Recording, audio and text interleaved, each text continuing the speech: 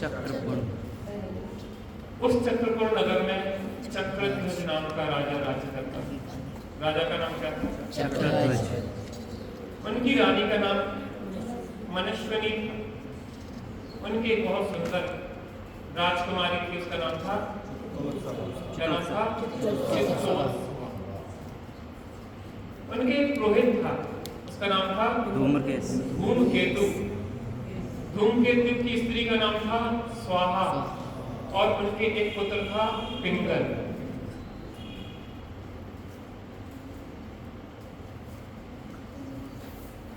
ये कथा क्यों सुनाई जा रही है, कोई बताएगा? अरे ऐसा क्यों नहीं, ये रामायण से जुड़ा हुआ कथा। सीता जी के भामंडल सीता का वृत्तांत बताया जा रहा है। अर्थात भामंडल के गर्भ में आने पे एक देव को यह भाव क्यों आया कि मैं इसका हरण करके इसको मार डालूं। इस भाव में तो अभी पैदा ही नहीं हुआ है। उसके बाद उसको ऐसा भाव आ क्यों गया?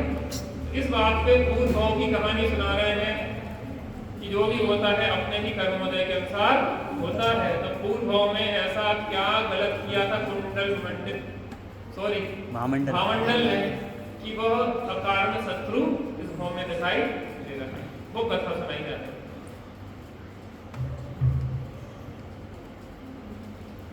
तो चित्तोत्सवा और पिंगल बड़े हुए। एक राजकुमारी थी, एक पुरोहित का पुत्र था। दोनों ही अच्छे, सभ्य, शिष्ट और धनाढ्य परिवार से थे। एक ही साथ एक स्कूल में पढ़ते थे, को एजुकेशन।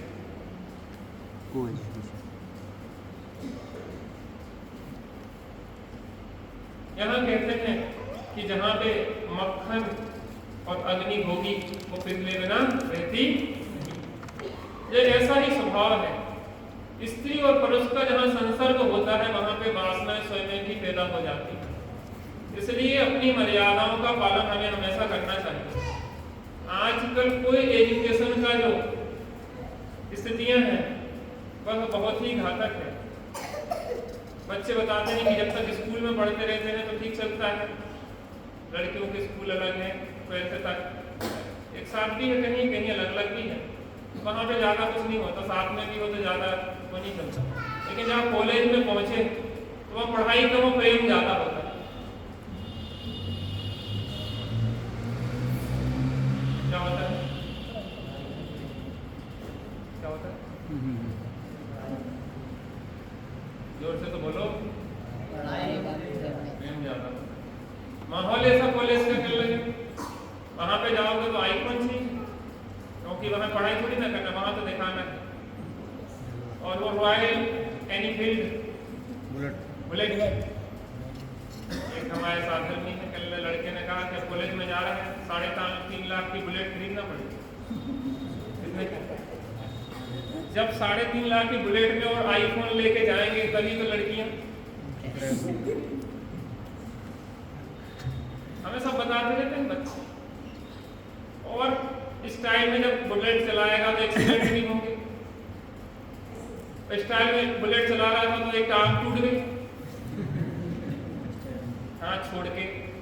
और देखो आप बुलेट पे बैठे हो तो फिर बात ही क्या कहना। और फिर उसका एक्सीडेंट हुआ, बेचारे का पैर एकदम से 2 हो गए। फिर पता पड़ा कि यार ये तो फायदा की जगह नुकसान हो गया। अब बात ये है कि ये सब चीजें बहुत घातक है, बहुत घातक है। दूर के ढोल सुहावने और पास में ढपढप ढोल वाली स्थितियां हैं। दूर से ये प्रेम की बातें बहुत अच्छी लगती हैं, और जब इनके चक्कर में लोग फंस जाते हैं तो पहली वह स्थिति होती है जो चित्तोत्सव और पिंगल की। किसकी हुई? चित्तोत्सव और पिंगल की। इसलिए इन चक्करों में विद्यार्थियों को नहीं पढ़ना चाहिए। एक और वहां पे वहां पे आचार्य लिखते हैं, कौन आचार्य?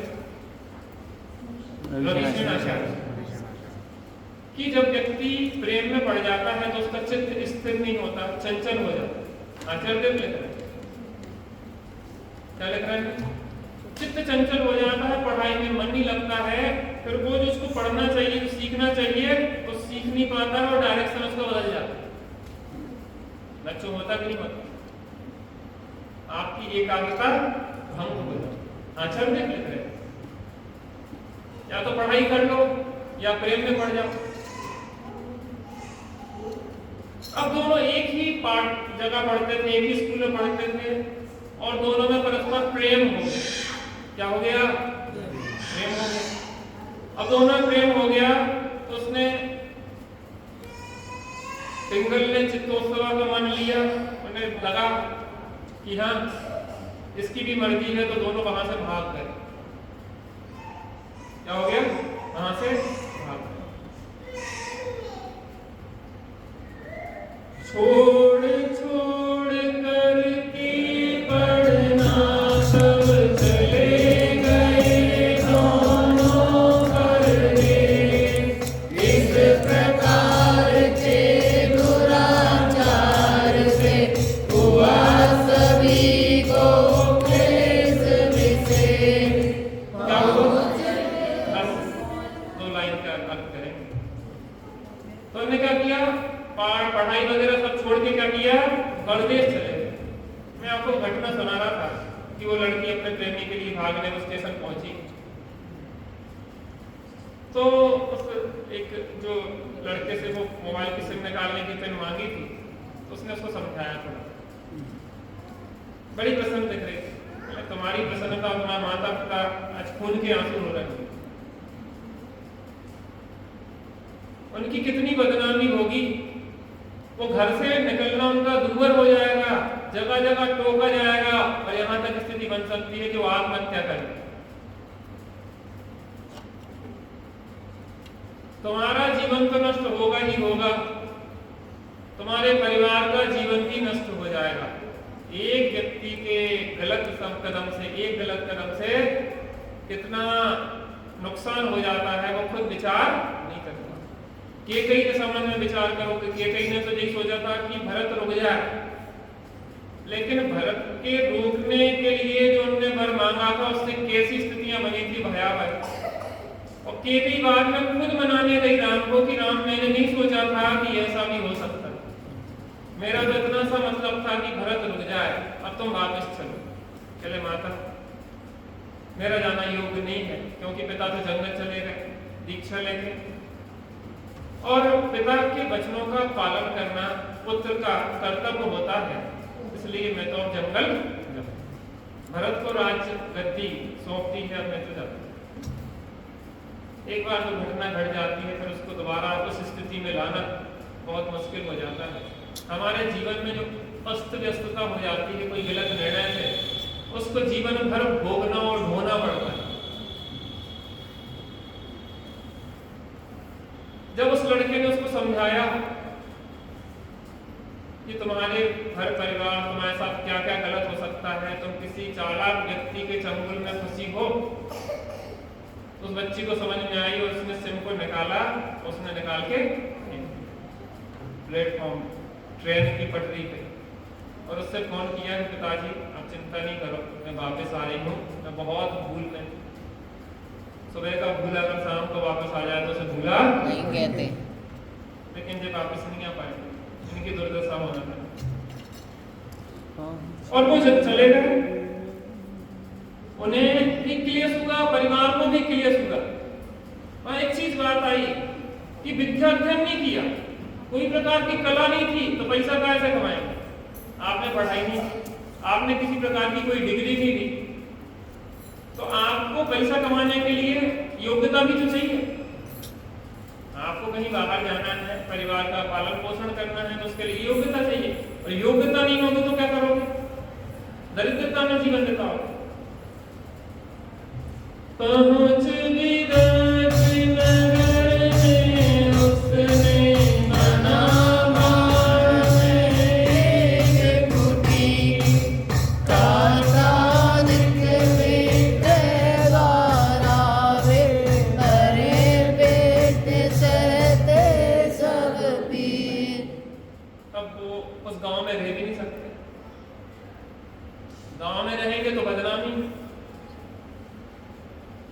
समाज टोकेगी, लोग टोकेंगे, तो अधिकतर ऐसे क्या करते हैं, जो प्रेम चक्कर में पड़ जाते हैं वो वहां से भाग जाते हैं। क्या करते हैं? भाग जाते हैं। वो दोनों भागते हैं और भाग के कहाँ पहुंचे? विदग्ध नगर पहुंचे। कहाँ पहुंचे? विदग्ध नगर। विदग्ध नगर में परदेशियों का प्रवेश वर्जित था, इसलिए विदग्ध नगर के बाहर ही जहां पे गरीब लोग रहते थे, देखा होगा आपने कि जो नीचे लोग रहते हैं, मोहम्मदन्स वगैरह की बस्ती होती, गांव से थोड़े बाहर होती, इस टाइप का और लोग होती, तो वो उस टाइप के वो बाहर में इस तरीके से दरिद्रों के साथ रहने लगे। अब कोई कला सीखी नहीं थी, कोई योग्यता थी नहीं, तो वहां क्या करने लगा, वो जंगल से लकड़ी लाता था, बेचता था और घर परिवार का पालन पोषण करता था और एक झोपड़ी बना के दोनों रहने लगे। और शुरू में तो अच्छा लगता है, प्रेमी प्रेमिकाओं को भाग जाते हैं, कुछ दिन पैसा वैसा लेके आए हैं तो मौज मस्ती भी करते रहते हैं। जब पैसे खत्म हो जाते हैं फिर क्या होता है, वास्तविकता से नमक धनिया मिर्ची के भाव बता पड़ते हैं। और हमने देखा है भोपाल वगैरह में ऐसे भागे भागे लोग रहते हैं ना, जो सोबे रोड के किनारे पट्टी होती ना, क्या कहते हैं, फुटपाथ पे सोते मिलते हैं। सुबह से हम लोग घूमने जाते तो फुटपाथ पे ऐसे प्रेमी प्रेमिकाओं के बहुत सारे जोड़े डले रहते हैं रोड किनारे पट्टा बिछा के। और क्या करें, अगर तुम्हें फट्टा बिछा के फुटपाथ पे घूमना हो, दुनिया के द्वारा शोषित होना हो, तो इस प्रकार के निर्णय लेना, नहीं तो बहुत बचना। एक गलत निर्णय जीवन को, पूरे परिवार को तहस नहस कर देता, पूरे समाज को बदनाम कर देता है। जैन समाज को भगवान महावीर स्वामी को बदनाम कर देता है। अरे जैन धर्म के लोग तो ऐसे होते हैं, अच्छा काम करोगे तो भगवान महावीर बहुत अच्छे थे, इनके जैन धर्म के लोग बहुत अच्छे होते हैं, बुरा काम करोगे तो दोनों वहां पहुंच गए। लकड़ी आदि के माध्यम से बहुत मुश्किल से उनका पालन पोषण होता था। वो राजकुमारी और पुरोहित का पुत्र आज क्या बर्तन दिख रहा है, किस कारण से? वासना के कारण। और देखो ऐसा नहीं है, आपको अगर विवाह करना है तो आपके माता पिता खुद ही करेंगे ना। अरे वो राजकुमारी का राजकुमार से विवाह होता, वो रानी बन के राज करती और आज भिखारी बन के घूम रहे। एक दिवस कुंडल मंडित नकुल देख में वाया सुंदर, कामरंग में सुख ग्रह में गुवारिक मन में आकर, चेतो सवार रूप लग करके व्याप गया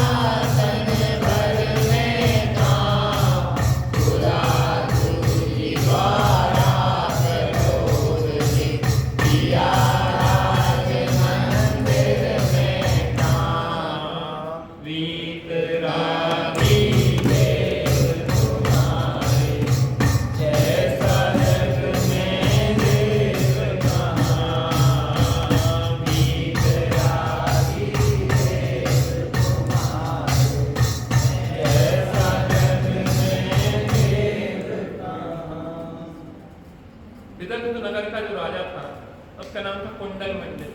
क्या नाम था? कुंडल मंडित। एक बार वह भ्रमण कर रहा था और भ्रमण करते करते उसकी नजर चित्तोत्सवा पे पड़ी। किस पे पड़ी? चित्तोत्सवा पे पड़ी। और चित्तोत्सवा पे जैसे ही नजर पड़ी तो उसने कहा कि ये रत्न और इस झोपड़ी में रखा है, इसको तो राजमहलों में होना चाहिए।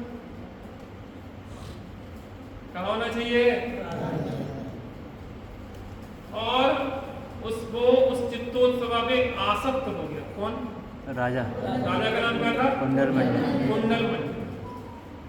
अब मैं आपसे एक प्रश्न करना चाहता हूँ, अब तो वो रानी बन जाएगी, अच्छा होगा तो बुरा? अच्छा होगा बुरा? बुरा कैसे होगा?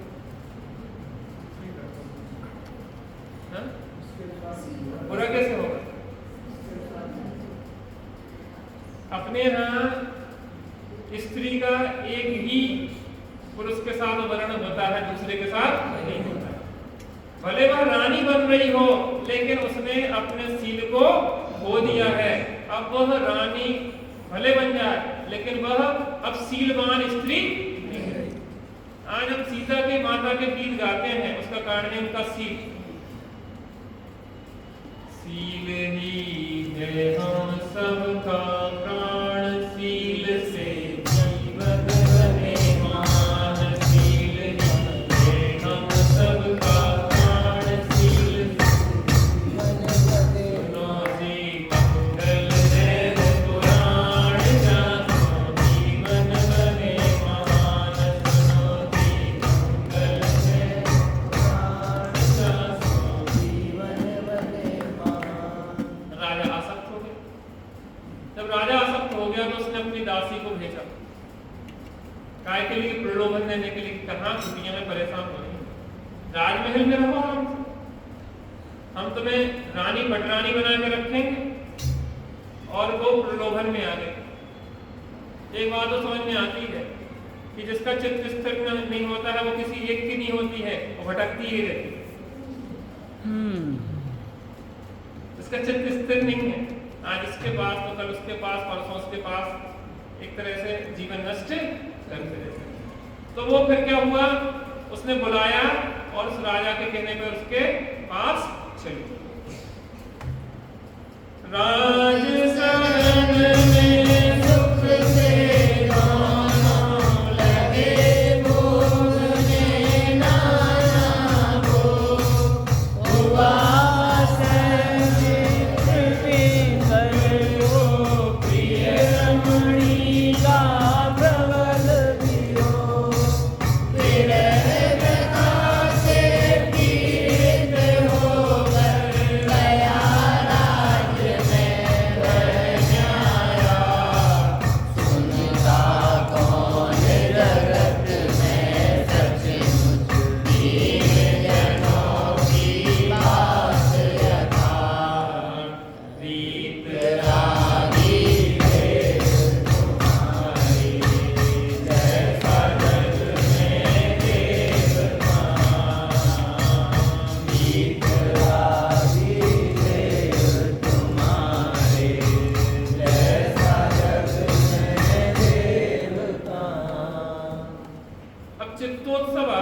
कुंडल मंडित के पास चली।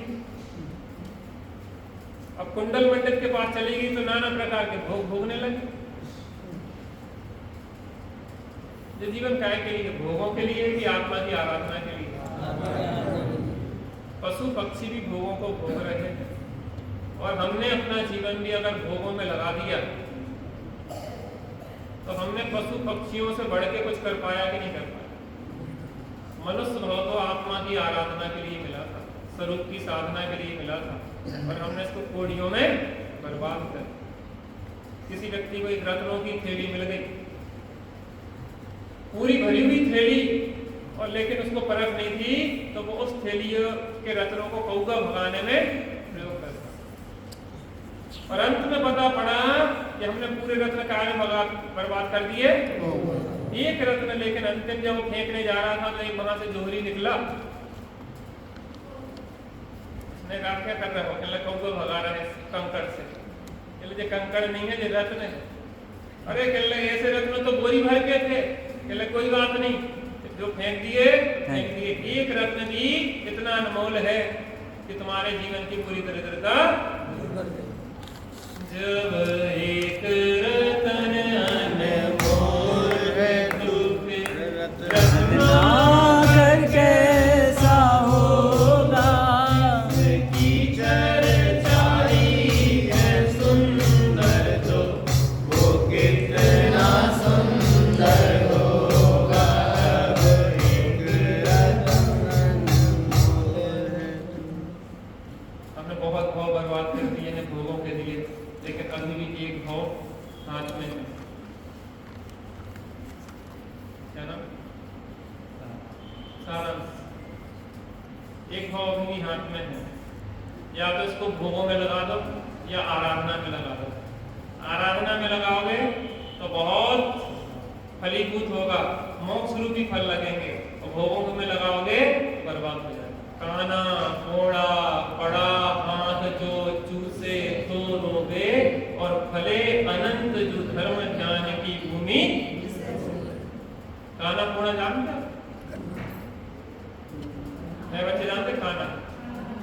जिस गन्ने के बोरे में कीड़ा लग जाता है, क्या लग जाता है? गन्ना गन्ने के बोरे में कीड़ा लग जाता है तो वो खाने लायक तो होता नहीं है, लेकिन अगर उसको भूमि में बो दिया जाए तो बहुत सारे गन्ने उसमें से निकलते हैं, अच्छे गन्ने, सड़े नहीं, अच्छे गन्ने निकलते हैं। अब वो गन्ने को चूसना कि उसको जमीन में लगाना? जमीन में लगाना। उत्तम भूमि में बोना कि उसको चूसना? देखो, जीव त्रस पर्याय में साधिक 2000 सागर के लिए आता है। कितने समय के लिए आता बच्चों? साधिक 2000 सागर के लिए, जिसमें 1360 सागर तो स्वर्गों के होते हैं। आगे होते हैं स्वर्गों के, देवों के होते हैं, और 640 सागर होते हैं नरकों के, और साधिक में मनुष्यों के और विकलत्र आदि जो त्रियंश है ना, इन त्रियंशों के थोड़े से भाव होते हैं। बाकी तो क्या है, अधिकतम एक इंद्रिय आदि के भाव है। तो त्रस पर्याय जो मिलती है साधिक 2000 सागर के लिए,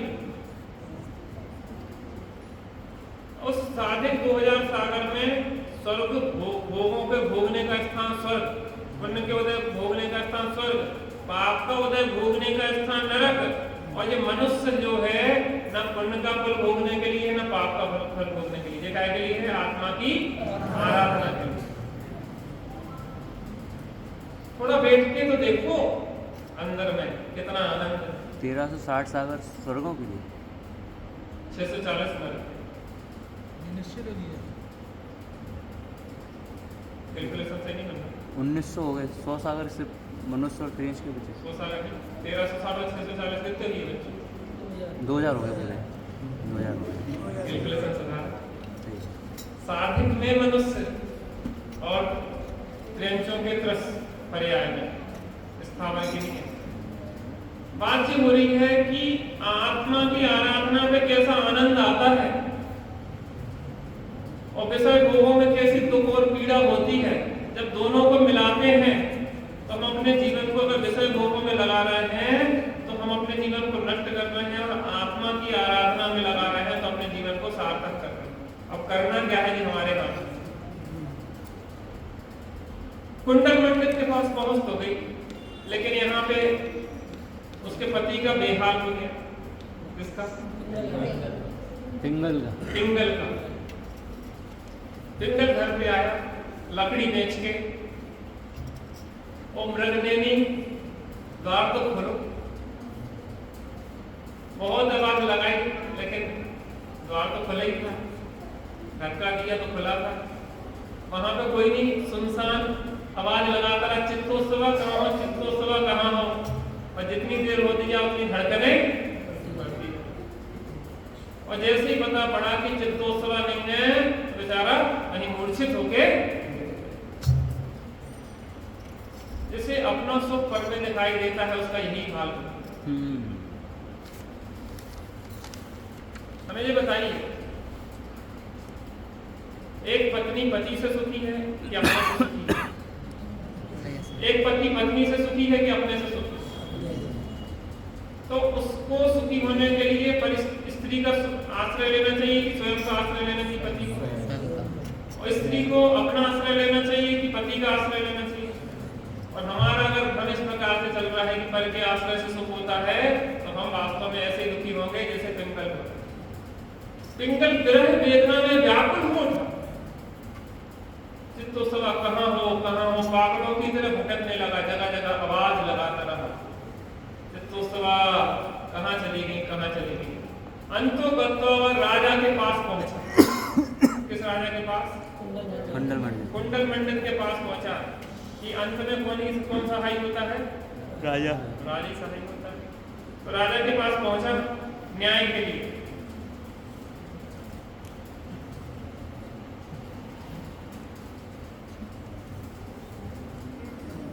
विरह व्यथा में पीड़ित होकर गया राज में कन्याया, सुनता कौन जगत में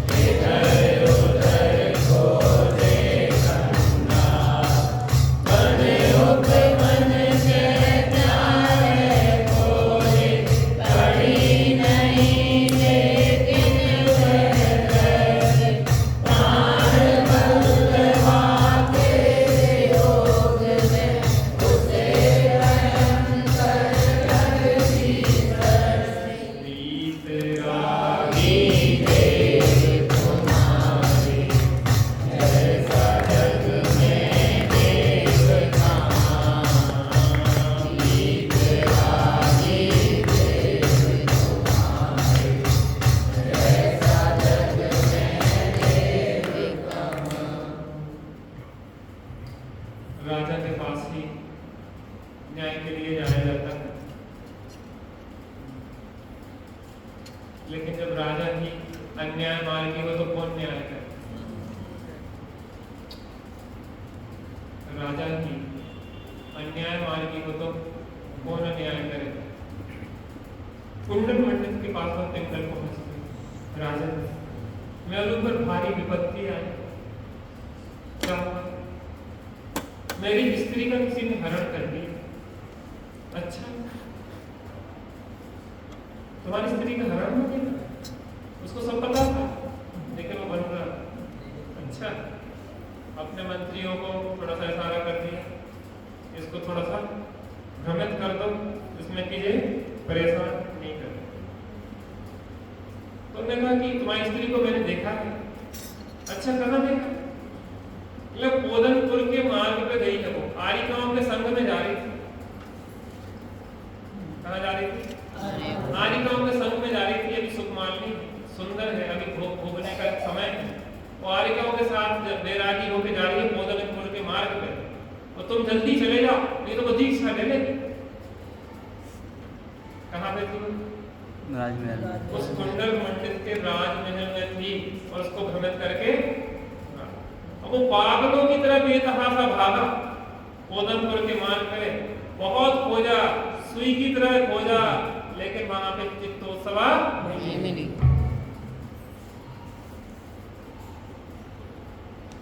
क्यों परेशान हो रहा है?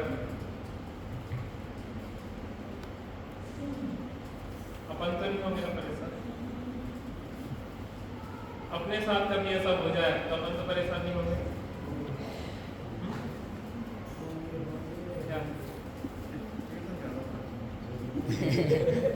छुप के बैठ जाए,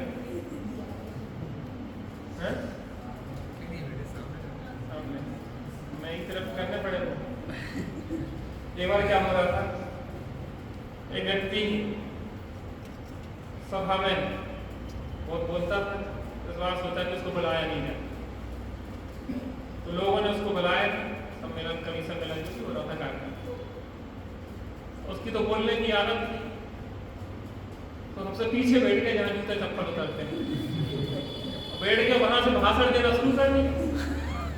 अब सभा ने इस तरफ मुंह था, डायरेक्शन उस तरफ कर लिया, पीछे उसकी तरफ मुंह कर दिया। कह रही हम जहाँ बैठे वहीं पे स्टेज तैयार हो जाता है, जहाँ बैठे के वहीं से बोलना शुरू कर देंगे। अपने को तो अपन सदाकाल के नेता है, अपन जहाँ बैठेंगे वहीं पे से चालू होगा। अपने साथ ऐसा तो नहीं होगा, बात तो ये बोलेंगे। अपने कुटुंब के लोग अगर अपने से दूर हो जाए, कहीं अपन इतने दीन तो नहीं हो जाए। एक घटना मुझे स्मरण में आती है। एक गुरु का शिष्य दीक्षा वृत्ति के लिए गया नगर में। क्या के लिए?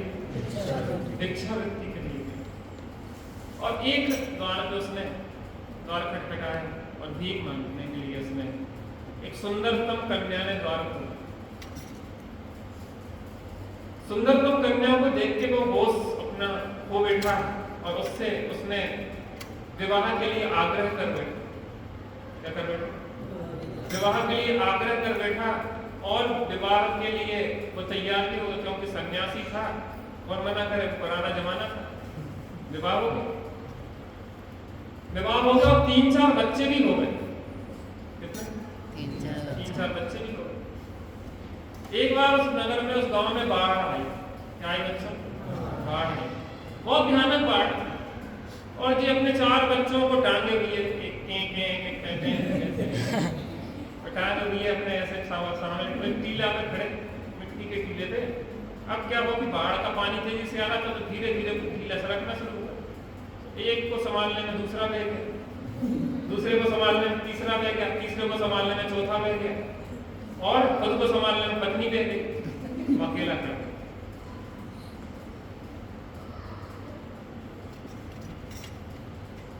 आराम सोच के परेशान हो गए।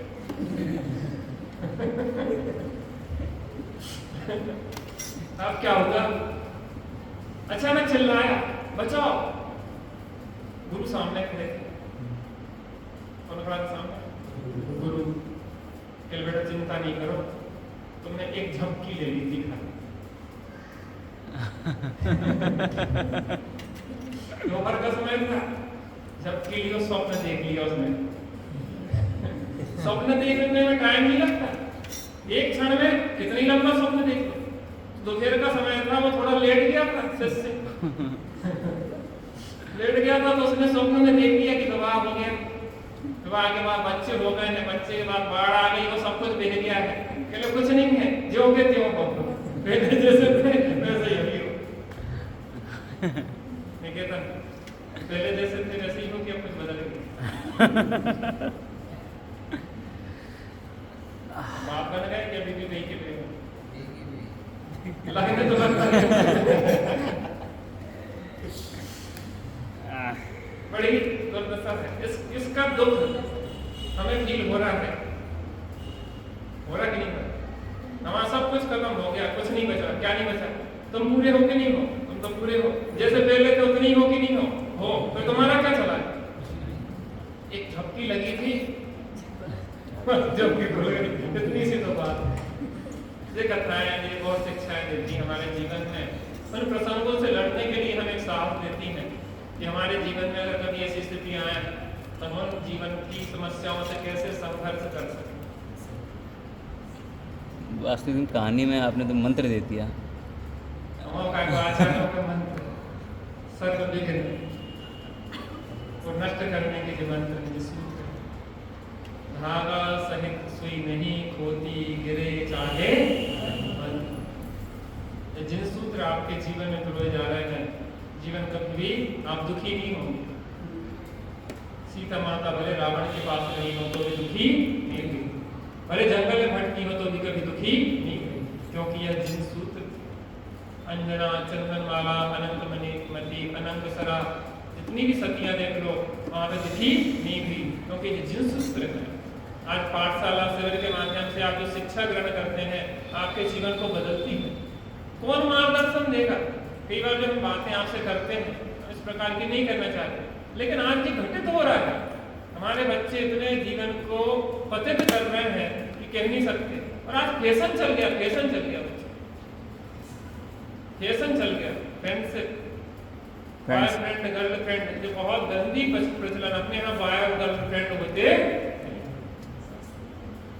हमारी संस्कृति विकृत हो रही है, हमारी सभ्यता विकृत हो रही है, हमारा जीवन विकृत हो रहा है, हमारा जीवन विषाक्त हो रहा है, हमारा जीवन नरक और निगोद की ओर जा रहा है। इसलिए जो बातें करना पड़ती हैं, और हम क्या कर रहे हैं? आचार्य देव कर रहे हैं। सब आचार्य देव तो चरित्र लिख रहे हैं, पिंगल और चित्तोत्सव की क्या दुर्दशा हुई वही तो लिख रहे हैं। हम क्या करें? इसलिए इन वासनाओं को एक तरफ कर आराधना के मार्ग पे